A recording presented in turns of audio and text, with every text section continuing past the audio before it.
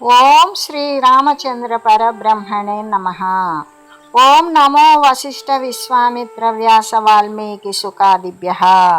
ఓం శుక్లాంబరధరం విష్ణుం శశివర్ణం చతుర్భుజం ప్రసన్నవదనం ధ్యాయేత్ సర్వవిఘ్నోపశాంతయే.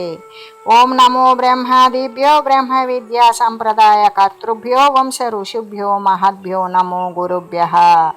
ఓం శ్రీరామో రామభద్రస్య రామచంద్రస్య శాశ్వతః రాజీవలోచన శ్రీమాన్ రాజేంద్రో రఘుపొంగవః. శ్రీ యోగ వాసిష్టము ఉత్పత్తి ప్రకరణము. ఐంధవోపాఖ్యానమున బ్రహ్మాదిత్యమాగమ వర్ణనాన్ని చేస్తూ శ్రీ వశిష్ఠ మహర్షి పురామే బ్రహ్మణ ప్రోక్తం సర్వం తత్కథయనగా యదిదం తత్ప్రవక్ష్యామి త్వయి పృచ్యతి రాఘవ. శ్రీ వశిష్ఠ మహర్షి ఏమంటున్నారంటే, ఓ రామ, ఈ జగత్తు కేవలం మనో మాత్రమే అని తెలపడం కోసం బ్రహ్మదేవుడు పూర్వము నాకు చెప్పినటువంటి ఐంధవులు అనేటువంటి వారి యొక్క ఉపాఖ్యానాన్ని నీ సంశయం నివారించే నిమిత్తం నేను ఇప్పుడు తెలియజేస్తూ ఉన్నాను, విను. పాపరహితుడమైన ఓ రామచంద్ర, ఈ జగత్తు కేవలం మనో మాత్రమే అని తెలపడం కోసం బ్రహ్మదేవుడు పూర్వం నాకు చెప్పినటువంటి ఐంధవోపాఖ్యానం అనేది నీ సంశయాలు నీ సందేహాలు నివారించడం కోసం నేను ఇప్పుడు తెలియజేస్తున్నాను. ఆ విషయాన్ని విను. పురామయా హి భగవన్ పృష్ట కమల సంభవ ఇమే కథముపాయాంతి బ్రహ్మన్ సర్గాగణ ఇది. ఈ విధమైనటువంటి సృష్టులన్నీ కూడా ఏ విధంగా కలుగుచున్నవి అని పూర్వము నేను భగవంతుడకు బ్రహ్మదేవుని అడిగి ఉన్నాను. రామ, పూర్వం ఒకసారి బ్రహ్మదేవుని నేను ఇట్లా అడిగి ఉన్నాను, మహాత్మా, ఈ సృష్టి సమూహాలు అన్నీ కూడా ఎలా ఏర్పడుతూ ఉన్నాయి అని నేను అడిగి ఉన్నాను. ఆ ప్రశ్నను విని సర్వలోకేశుడైనటువంటి భగవానుడగు బ్రహ్మదేవుడు ఐంధవోపాఖ్యానము నాకు ఎరిగిస్తూ ఈ విధంగా ఉత్తమమైనటువంటి వచనాలను పలికి ఉన్నారు.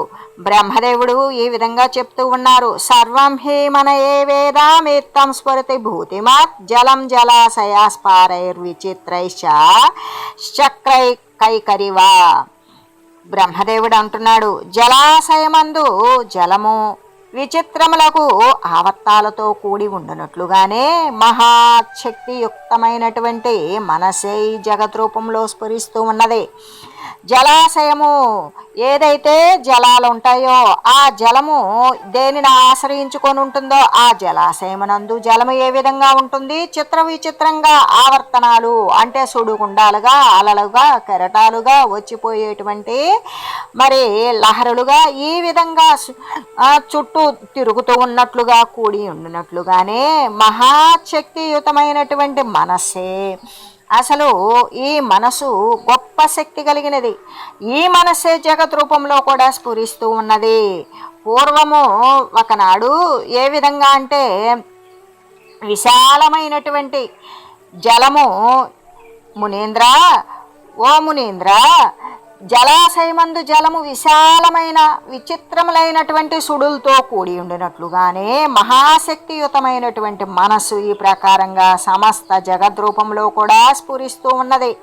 పూర్వము ఒకానొక కల్పాది యందు సృష్టి నిర్మాణం చేయడానికి నాకు కోరిక పుట్టింది.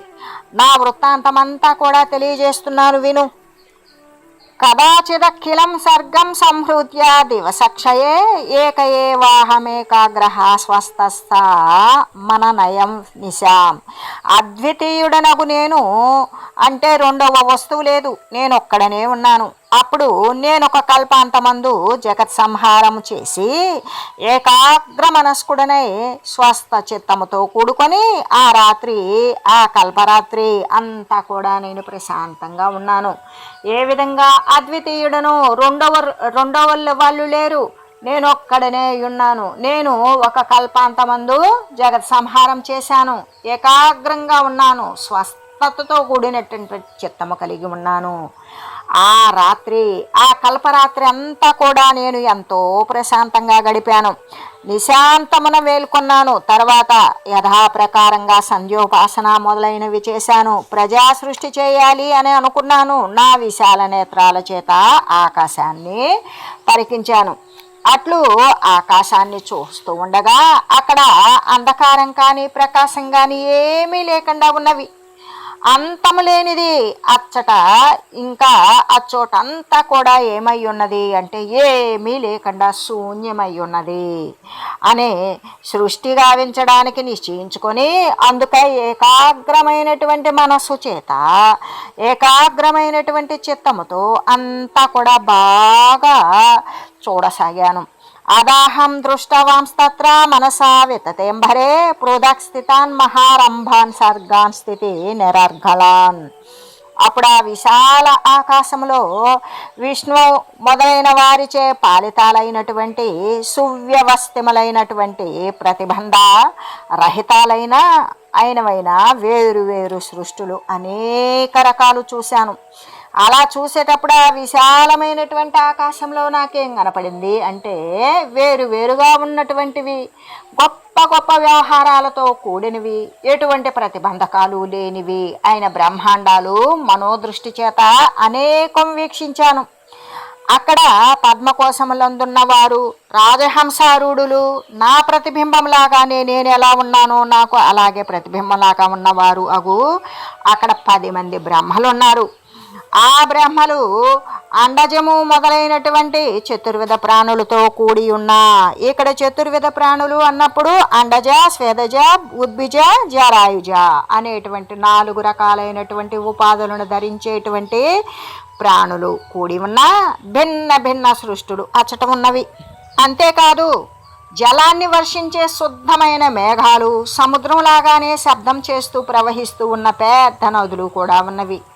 ఆ ఆకాశమందు వాయువు కూడా వీస్తూ ఉన్నది. స్వర్గమందు దేవతలు ఉన్నారు, భూలోకమున మనుజులున్నారు, విలాసంగా ఉన్నారు. పాతాళమందు దానవులున్నారు, సర్పాలున్నవి.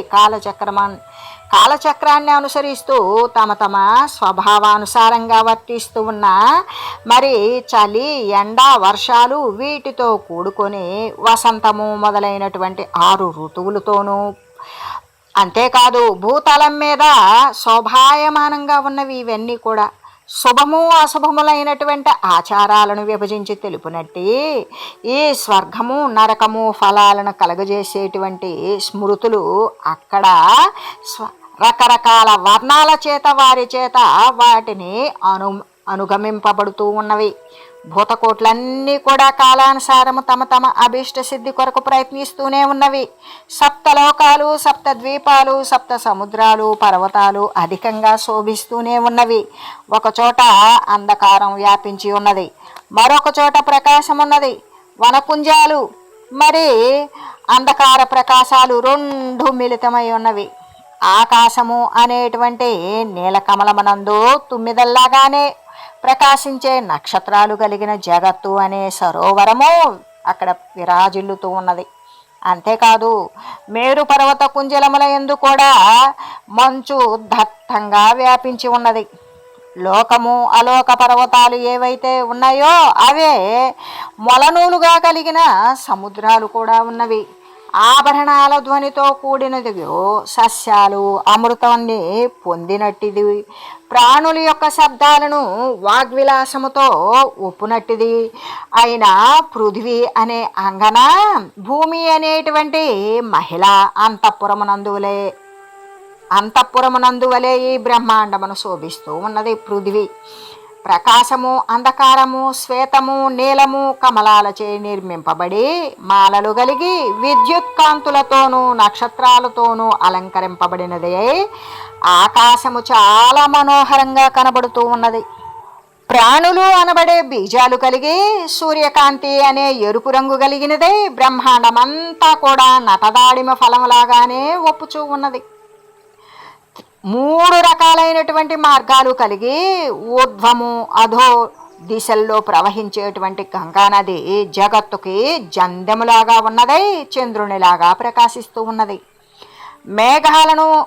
మేఘాలు అనబడే ఆకులతో కూడిన మెరుపులను, పుష్పములు దిక్కులు అనే తీగల యందును ఉత్పన్నమగుచూ నశిస్తూ ఉన్నవి.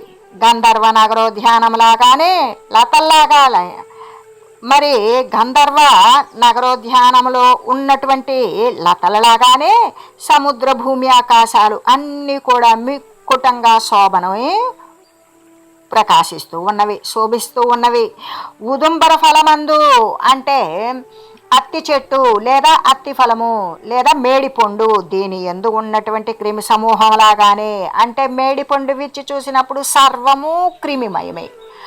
ఆ క్రిమిమయము ఎంత ఒత్తుగా గుత్తగా ఉంటుంది అంటే, అలాగే ఈ బ్రహ్మాండం అంతా కూడా తదితర లోకాల యందు దేవతలు, అసురులు, మనుష్యులు, సర్పాలు ఉన్నవి. ఈ లోకమంతా కూడా యుగాలు, కల్పాలు, క్షణాలు, నిమిషాలు మొదలైన రూపముతో ఉన్న కాలము సమస్త పదార్థాల యొక్క నాశనం కోసం ప్రతీక్షిస్తూనే ఉన్నది. ఇలా శుద్ధమైనటువంటి చిత్తముతో అంటే మనోనేత్రము చేత చూసిన నేను ఆశ్చర్యపడిపోయి, ఇది ఏంటి, ఇది అంతా ఎట్లా ఉత్పన్నమయ్యింది అని అనుకుంటూ చర్మచక్షువునికి అగోచరమగు ఈ మాయాజాలమంతా కూడా మనోనేత్రానికి ఎలా ప్రత్యక్షమగుచు ఉన్నది అని నేనప్పుడు ఆలోచన చేశాను. అంటే ఈ చర్మచక్షుకి కనిపించడం లేదు, కేవలం మనోదృష్టి వీక్షించినప్పుడు మాత్రమే ఇదంతా కనబడింది. అధాలోక్య చిరంకాలం మనసైవాహమంబరాత్ అర్కం తస్మా జగజ్జాలాదేకామానీయ పృష్టవాన్ కస్త్వం కథమిదం జాతం జగదేవ జగంతి చ యది జానాసి భగవస్తా తే తత్కథయానఘ. ఈ విధంగా నేను మనోనేత్రంతో వీక్షించి ప్రత్యక్షంగా నేనప్పుడు ఆలోచన చేశాను, ఇవన్నీ కూడా ఎలా ఉత్పన్నమైనవి అని. ఇలా చాలాసేపు మనోనేత్రముతో చూచి ఆ తర్వాత ఆకాశమున ఉన్న ఒక సూర్యుని పిలిచి ఇలా అడిగాను, ఓ సూర్యదేవ, ప్రకాశవంతుడైనటువంటి ఓ సూర్య భగవానుడా, ఇక్కడికి రండి. మీకు శుభమైనటువంటి ఆగమనమే అవుతుంది కాబట్టి ఇంతకీ నీవెవరు? ఈ జగత్తంతా ఎలా ఉత్పన్నమైనది? ఓ దేవా, దీనిని ఎరింగించినట్లయితే నీవు తెలిసినట్లయితే దీనిని గురించి తెలియజేయండి అని అడిగాడు. అడిగినప్పుడు అట్లా చాలాసేపు ఆ విధంగా మనసు చేత వీక్షించి ఆ జగత్ సమూహమందల ఆకాశమనండి ఒకనొక సూర్యుడిని పిలిచి ఇలా అడిగాడు, ఓ పాపరహితుడువైన సూర్య భగవానుడా, నీవెవరువు? జగత్తును తక్కిన జగత్తులను ఎలా ఉద్భవించినవి? మరి నీకు గనక ఈ విషయం తెలిసినట్లయితే నాకు తెలియజేయి అని అడిగాడు. సూర్యుని నేనిట్లు అడగగా అతడు నన్ను పరికించి నమస్కరించిన వాడే ఇట్లు ఉత్తమమైనటువంటి వాక్యాలను పలికాడు. ఓ పరమేశ్వర, నీవు ఈ దృశ్య ప్రపంచమునకెల్లా కూడా సదా కారణ రూపుడివై ఉండి దీనిని ఎరుగకనే ఉన్నావా? ఎలా నన్ను అడుగుచున్నావు అని అడిగాడు. అప్పుడు భాను అంటే సూర్యుడు ఏమంటున్నాడంటే, ఇవన్నీ కూడా నీకు తెలియకుండానే ఉందా ఈ దృశ్య ప్రపంచాన్ని గురించి? దీనికి కారణం నువ్వే కదా, అయినా కూడా నువ్వు అడుగుతున్నావంటే నీకు ఈ విషయం గురించి తెలియదా అని అడుగుతూ బ్రహ్మదేవుడు వశిష్ఠునికి తెలియజేస్తూ ఉన్నాడు. ఏమని? వశిష్ఠుడు ఒకసారి బ్రహ్మను అడిగినప్పుడు బ్రహ్మదేవుడు తన యొక్క గతాన్ని గురించి తెలియజేస్తూ, అప్పుడు సూర్యుడు నాకు ఈ విధంగా తెలియజేశాడు. సూర్యుడిని అడిగినప్పుడు సూర్యుడు ఏమన్నాడు, ఓ పరమేశ్వర, నీవు ఈ దృశ్య ప్రపంచానికల్లా కూడా సదా ఎల్లవేళలా కారణుడిపై ఉంటావు కదా, దీనిని తెలియకుండానే ఉన్నావా? ఎందుకు నన్ను అడుగుతున్నావు? సర్వవ్యాపివి కదా ఓ మహాత్మా, నా వలననే దానిని వినాలి అనే కోరిక కనుక నీకు కలిగిందనుకో, నేను అచింతితమై ఒప్పు ఈ ఉత్పత్తిని గురించి నేను నీకు తెలియజేస్తాను. దానిని గురించి నీవు ఆలకించు. ఓ పరమాత్మ, నిరంతరం కూడా జగన్నిర్మాణము చేయుచు ఉన్న ఏ మాయాశక్తి తత్వజ్ఞ భావముచే సత్యముగాను ప్రబోధం అయిపోయిన తర్వాత అసత్యముగాను ఉంటుందో, అలాగే మరి సదసద్రూపమై ఉండి దేశకాలాదుల చేత పరిచ్ఛిన్నమై విజృంభించుచూ ఉన్నదో అదంతా కూడా మనోవిలాస మాత్రమే అని నీవు గ్రహించాలి. ఏ విధంగా అంటే నిరంతరము ఎల్లవేళలా కూడా జగన్నిర్మాణము చేయుటూ ఉండటమే మాయశక్తి యొక్క తత్వజ్ఞాన అభావము. ఇది ఈ జగన్నిర్మాణము అనేది ఏది సత్యంగా ఎందుకు కనపడుతుంది అంటే తత్వజ్ఞాన అభావము చేత, శాశ్వతమైన పరమాత్మ తత్వాన్ని గురించి భావించలేక లేని తత్వ విచారణ చేయలేని కారణం చేత ఈ జగన్నిర్మాణము అంతా కూడా సత్యంగా కనపడుతుంది. అదే ప్రబోధానంతరము అంటే జ్ఞానము వచ్చేసిన తర్వాత, జ్ఞానము సిద్ధించిన తర్వాత ఇది ఈ జగన్నిర్మాణం అంతా కూడా బ్రహ్మము తప్ప జగత్తు అనేది లేదు అనే విషయం జ్ఞానం వచ్చిన తర్వాత, జ్ఞాన ప్రాప్తి తర్వాత అసత్యంగా కనపడుతుంది. అయితే సదసద్రూపమై ఉండి సత్తు అసత్తు రూపము ఉండి దేశముల చేత, కాలముల చేత, మరి వస్తు క్రియ అనేటువంటి విషయాదుల చేత కూడా పరిచ్ఛిన్నమై విభజింపబడి ముక్కలుగా ఖండాలుగా విజృంభిస్తూ అక్కడక్కడ ఎక్కడిక్కడ సర్వవ్యాపకమైన దానిని విభజించుకొని చూడగలిగేటువంటి స్థితి ఎప్పుడైతే విజృంభించిందో అదంతా కూడా కేవలం మనోవిలాస మాత్రమే, మనసు చేత మాత్రమే జరుగుతుంది. మాయా, మిథ్య, అవిద్య, అజ్ఞాన కారణం చేత అబద్ధమైనటువంటి ఈ జగత్తు నిజముగా గోచరిస్తూ ఉంది. దేని కారణం చేత? మనోవిలాసం చేత అని చెబుతూ ఇంకా సూర్యుడు బ్రహ్మదేవునికి ఇలా చెప్తూ ఉన్నాడు. కల్పనాంని మహాదేవ హస్తనే దివసేతవ తలే కౌలాస శైలస్య జంబూద్వీపైక కోణకే సువర్ణ జటనాంనా యస్త్వత్పుత్రైర్జని తవ్రజైః మండలం కల్పితం శ్రీమద నల్పసుఖమ సుందరం. సూర్యుడు ఏమని చెప్తున్నాడు? ఓ దేవా, పూర్వకాలమున కైలాస పర్వతానికి అధోభాగంలో, క్రింది భాగంలో ఉన్న జంబూద్వీపమునందు సువర్ణ జట అనే పేరు కలిగిన ఒక ప్రదేశం ఉన్నది. అక్కడ ప్రజలను సృష్టించేటువంటి మరీచి మొదలైనటువంటి వారంతా కూడా నీ కుమారుడే, నీ ద్వారా ఉత్పన్నమైన వారే. తమ యొక్క నివాసార్థము ఐశ్వర్యయుక్తమును పలు విధాలైనటువంటి సుఖాలను అనుభవించటానికి కావలసినటువంటి సామాగ్రిని కలిగి రమణీయమైనట్లుగా వారికి సౌకర్యవంతంగా ఉండేలాగా వారి స్థానాన్ని వారు నిర్మించారు. తత్రాభూదలి ధర్మాత్మ బ్రహ్మణో బ్రహ్మవిత్తమః ఇందునామాతి శాంతాత్మ కశ్యపస్య కులోద్భవ. అచ్చట బ్రహ్మవిద్వరుడు, కశ్యప కులోత్పన్నుడు, ధర్మాత్ముడు అయిన ఇందువు అనే ఒక బ్రాహ్మణుడు ఉన్నాడు. ఓ బ్రహ్మదేవా, జంబూద్వీపం యొక్క ఒకానొక మూల కలిగిన కైలాస పర్వతం యొక్క క్రింది భాగంలో మరి మహాసుఖప్రదమైనది, సుందరమైనది నీ పుత్రులకు మరీచి మొదలైన ప్రజలు అంతా నివాసం కోసం ఏర్పాటు చేయబడినది అయిన సువర్ణ జట అనే పేరు కలిగిన ప్రదేశం ఒకటి ఉన్నది. అక్కడ మహాధర్మాత్ముడు, బ్రహ్మవిత్తముడు, పరమశాంతుడు అయిన కశ్యపుని వంశములో జనించిన వాడు ఇందువు అనే ఒక బ్రాహ్మణుడు ఉన్నాడు. అతను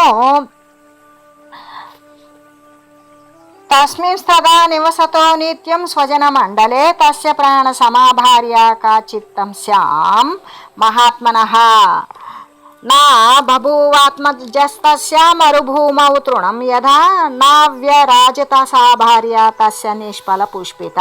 అతడు ఎల్లప్పుడూ కూడా బ్రహ్మనిష్ఠులైనటువంటి సత్పుంగవుల యొక్క సాంగత్యాన్నే కలిగి ఉన్నాడు ఇందువు అనే బ్రాహ్మణుడు. అతనికి ప్రాణప్రియమైనటువంటి ప్రాణ సమానమైన భార్య ఒకటి ఉన్నది. కానీ ఆమె మరుభూమి యందు తృణముండునట్లుగానే, ఏ విధంగా ఎండమాములు యందు ఎడారి యందు గడ్డి పరక కూడా ఉండదు, అలాగే మరుభూమి యందు తృణము ఉండనట్లుగానే వారలకు సంతానం అనేది లేకుండా ఉన్నది. అందుచేత బ్రాహ్మణుని పత్ని మరి ఫల పుష్పరహితే, ఏ విధంగా అంటే ఒక చెట్టు ఉన్నది, లత, ఆ లతకి పువ్వులు కానీ కాయలు కానీ లేనటువంటి లతలాగా శోభావిహీనమై ఉన్నది. రుజ్వీ గౌరీ సుశుద్ధాపి శూన్య సరళత యథా తౌ తతో తంపతి ఖిన్నౌ పుత్రార్థం తా తపవేగిరే. ఆ స్త్రీ సాధ్వియు, ఏ విధంగా ఆమె యొక్క శరీరము ఎర్రని రంగులో ఉండేది. శుద్ధ వంశజియు, ఆమె గొప్పదైనటువంటి శుద్ధమైనటువంటి వంశము నుండి ఉత్పన్నమైనది. ఆమె సరళతలాగా శోభన పొందకుండా ఉన్నది. ఏ విధంగా ఆమె ఎటువంటి ఆనందాన్ని పొందకుండా ఉన్నది. అందుచేత వారేం చేశారు ఇక అంటే కైలాసస్యాం సమారూఢౌ రూఢావివన వద్రుమౌ భూతైరనావృతే శూన్యే తస్మిన్ కైలాస కుంజకే. అందుచేత దంపతులిద్దరూ కూడా బాధపడుతున్నారు. ఎందుకు? వారికి సంతానం లేదు. ఆ దంపతులు ఇరువురు కూడా పుత్ర సంతానాన్ని పొందాలి అని కైలాస పర్వతానికి వెళ్ళారు. వెళ్ళి తేపస్తుస్తౌ తపోఘోరం జలాహారౌ తరుస్థితి ఏకం పానీయ చులకం పీత్వా దివసర పర్యయే. ఏ విధంగా అంటే కైలాస పర్వతానికి పోయి అక్కడ వృక్షం ఏ విధంగా నిటారుగా ఉంటుందో అలాగే వాళ్ళు కూడా వృక్షాలలాగానే స్థిరముగా నిలబడి ఉన్నారు. చాలా దినాలకి ఒకసారి మాత్రమే ఒక దోసెలి నీళ్లు తాగుతూ ఈ విధంగా వాళ్ళు కేవలం జలం మాత్రమే కొన్ని రోజులకు ఒక్కసారి ఆహారంగా తీసుకుంటూ వృక్షాల వలె నిలబడి ఘోరమైన తపస్సును చేస్తూ ఉన్నారు. యావత్రేత ద్వాపరం చ యుగే ద్వే ఏవ తే గతే తతస్తుష్టో భవద్దేవాస్తయో శశికళాధరః. అలాగా తరువులాగా నిశ్చలంగా ఉన్నవారే చేష్టారహితులే త్రేత ద్వాపర యుగాలు రెండు కూడా గడిచేటంత పర్యంతం కూడా నిలబడే తపస్సు చేస్తూ ఉన్నారు. అంతా అప్పుడు చంద్రశేఖరుడైనటువంటి మహాదేవుడు ప్రసన్నమయ్యాడు. ఆజగామతముద్దేశం యత్ర తౌ విప్రదంపతి. ఏ విధంగా దినమంతా కూడా ఎండ చే తప్పించిన తర్వాత మరి ఎండలో ఉన్నటువంటి కలువలకు చంద్రుడు ఉదయమైతే ఆ యొక్క కలువల చంద్రుని యొక్క రాక కలువలకి ఎంత ప్రీతిపాత్రమవుతుందో అలాగే ఈ వృక్షలతా సమూహాలకు వసంత ఋతువు ఆనందాన్ని చేకూర్చినట్లుగానే ఈశ్వరుడు ఆ దంపతులకు ఆనందాన్ని కలగజేయడం కోసం వారి యొక్క చెంతకు వచ్చాడు. అంత వారిద్దరూ కూడా ఆ వృషభారూఢుడు పార్వతీ సహితుడు అయిన చంద్రశేఖరుని చూసి పరమేశ్వరుణ్ణి దర్శించారు. కలువలు చంద్రుని ప్రీతితో చూసినట్లుగానే వికసితమైనటువంటి నేత్రాలు కలిగిన వారిద్దరూ కూడా మంచుల స్వచ్ఛమైన కాంతి కలిగిన మహాదేవుని చూచి ప్రణమిల్లారు. తర్జయన్ పవ వనాధూత తనవా వృక్షాన సర్వసం మృద్ధుద్ధామస్మిత స్పంది ప్రోవాచాదావచ శివ. వాయువు చేత చలింపబడుతూ ఉన్న పల్లవాలు చిగురులు లేత అప్పుడే ఆకులు కాకమునుపు చిగురులు ఉండేటువంటి పల్లవాలైతే ఉంటాయో అవి చిన్న గాలికి కూడా కదులుతూ ఉంటాయి. అలాంటి ఆ చిగుర్లు పల్లవాలు కలిగిన ఆమ్రవృక్షంపై మధురమైనటువంటి గానం చేస్తూ ఉన్న భ్రమరాలు కోకెలలు మొదలైనవి వాటి యొక్క స్వరాలను కూడా తన మధుర వాక్కుచే పరాజితము చేసేటువంటి ఈశ్వరుడు భూమి ఆకాశం మధ్య ఉదయించి మందహాసంతో ఇలా పలికాడు. ఈశ్వరుడు పలుకుతూ ఉన్నాడు. వరం విప్రగృహాణాసు తుష్టోస్మి తవ వాంఛితం మధుమాస రసాక్రాంత వృక్షవన్ముదితో భవ. ఓ బ్రాహ్మణోత్తమ, నేను నీ ఎడల ప్రసన్నుడనయ్యాను. నీ కోరిక నీకు ఏమి కావాలో నీకు ఇష్టమైన కోరికను కోరుకో. దానిని పొందిన తర్వాత వసంతకాల రస విశేషము చేత పూర్ణమయ్యపు వృక్షములాగానే నీవు శోభిస్తావు, సంతుష్టుడివి అవుతావు అని అన్నాడు. అప్పుడు విప్రుడు అంటున్నాడు, భగవన్ దేవదేవేశ దశపుత్ర మహాదయ భవ్యా భవంతు మే భూయ శోకో ఏనా బాధతే. అప్పుడు విప్రుడు అన్నాడు, ఓ దేవేశ భగవానుడా, ఎవరిని పొందడం చేత మరలా దుఃఖము చెందక ఉంటాను, అట్టి ఉత్తమ గుణ సంపన్నులైన బుద్ధిశీలురు అయిన నాకు 10 కుమారులు 10 మంది కుమారుల్ని నాకు కలిగేటట్లుగా అనుగ్రహించు అని ప్రార్థించాడు అని చెబుతూ ఈ విధంగా ఇందువు అనే బ్రాహ్మణుడు ఈశ్వరుని ప్రసన్నం చేసుకొని ఈ విధంగా కోరాడు అని సూర్యదేవుడు చెప్తూ ఉన్నాడు. అదైవమస్త్వితి ప్రోచ్చ జగామాంతద్విమీశ్వర వ్యోమ్ని వారి నిదాహ్రాదం కృత్వే ఓర్మి మహావపు. సూర్యుడు చెప్తున్నాడు, అంత ఆకాశంలో మహాసముద్రంలాగా శబ్దం చేస్తూ ఉచ్చస్వరంతో ఈశ్వరుడేమన్నాడు, అట్లే అగుగాక అన్నాడు అని పలికి అంతర్ధానమైపోయాడు. తతస్థౌ దంపతి తుష్టౌ శివలబ్ధవరో గృహం గతౌ గీర్వాణ సదృశౌ ఖమివో ఖమివో మా మహేశ్వరవు. ఇట్లు శివుని వలన వరాలను పొంది ఆ ప్రసన్న చిత్తంతో కూడుకొని ఆ దంపతులిద్దరూ కూడా ఆనందంతో దేవతలు ఆకాశానికి శివపార్వతులు బ్రహ్మాకాశానికి పోయినట్లుగానే తమ యొక్క గృహానికి వెళ్ళిపోయారు. గతౌ గీర్వాణ సదృశో కమివేవో మహేశ్వర తత్రాసౌ బ్రాహ్మణి గేహే బభూవోధార గర్భిణి బభౌ పూర్ణోధరా శ్యామ మేఘలేఖేన వారిణ కాలేద సువిషే పుత్రాన్ ప్రతిపచంద్ర కోమలాన్. అట్లా వాళ్ళిద్దరూ కూడా శివపార్వతులు బ్రహ్మాకాశానికి పోయినట్లుగానే వారిద్దరూ కూడా సంతోషంతో వారి గృహానికి వచ్చారు. ఆ బ్రాహ్మణ స్త్రీ గర్భవతి అయింది. శ్యామవర్ణము కలిగిన మేఘములాగా ప్రకాశిస్తూ ప్రతిపచ్చంద్రునిలాగా నిర్మలులైనటువంటి 10 మంది పుత్రుల్ని కన్నది. దశబాలాంస్తతో ముగ్ధాన్ వసుదేవ వనాంకురాన్ కృత బ్రాహ్మణ సంస్కార వృద్ధిమీయుర్మహౌజస. ఈ పృథివీ అంటే భూమిపై నూతనమైన అంకురాలు ఉత్పన్నము చేసినట్లుగానే సౌందర్యవంతులకు 10 మంది పుత్రులను ఆ బ్రాహ్మణ పత్ని కన్నది. వాళ్ళందరికీ కూడా జాతకర్మాది బ్రాహ్మణోచిత సంస్కారాలన్నీ కూడా చేయబడినవి. తేజస్సంపన్నులై ఉన్నారు. వాళ్ళు క్రమంగా వృద్ధిని పొందుతూ ఉన్నారు. స్వల్పేనైవ హి కాలేన ప్రావృషేణ నవాంబుదాః తే 7 వర్ష వయసో బభూవుజ్జాతవాంగ్మయాః. వారు నూతన వర్షాకాల మేఘంలాగానే అభివృద్ధిని చెందుతూ 7 సంవత్సరాల ప్రాయమున సర్వశాస్త్రాలు తెలుసుకొని అదకాలేన మహతా తేషాం తౌ పితరౌ తదా సంజగ్మతో స్తనం త్యక్త్వా స్వాం గతిం గతిపో విధౌ మాతా పితృభ్యాం రహిత దశతే బ్రాహ్మణాస్తతః యయుః కైలాస శిఖరం గృహం సంత్యజ్య ఖేదినః తత్ర సంచింతయామానురుద్విగ్నాస్తే విబాంధవా.